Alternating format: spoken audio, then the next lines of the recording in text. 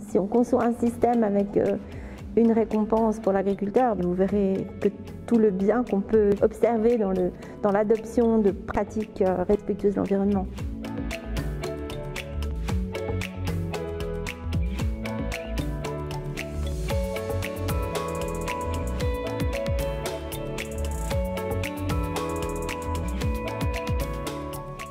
Les contributions sont versées aux agriculteurs selon des conditions qui correspondent toutes à des exigences de moyens à mettre en œuvre.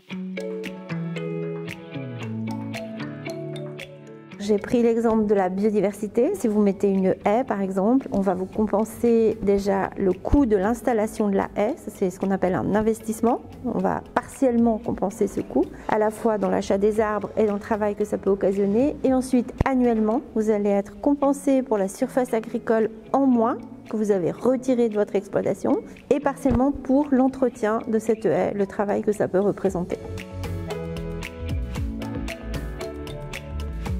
En Suisse, on a fait une grande transition dans notre politique agricole au début des années 90 et on a ancré ce principe du paiement pour prestation dans le changement de la Constitution qui a eu lieu en 1996. La mission première, c'est de produire de l'alimentation et là on a reconnu dans la Constitution son rôle de produire aussi des services comme la protection des ressources naturelles, comme l'eau par exemple ou la biodiversité.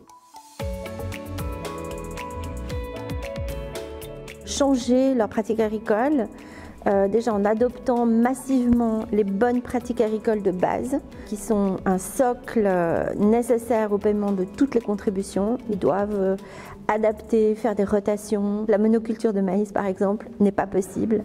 Couvrir le sol en hiver, raisonner l'emploi des pesticides et des engrais. Ensuite, ils ont volontairement et progressivement planté des haies, contribuer au maintien du paysage traditionnel, introduit des arbres.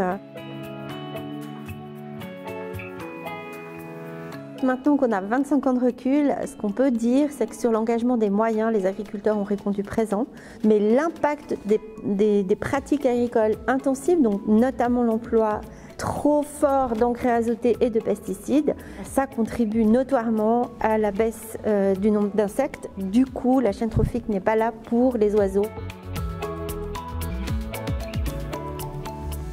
On va rester sur une rétribution des moyens à mettre en œuvre, mais dans ces moyens, on va essayer de mieux définir sur des petits territoires les moyens qui sont nécessaires pour atteindre les impacts. Les moyens, on les engage sur une année. Donc on peut contrôler l'usage des fonds publics sur une base objective et sur une année. La réponse biologique, elle peut prendre 20 ans.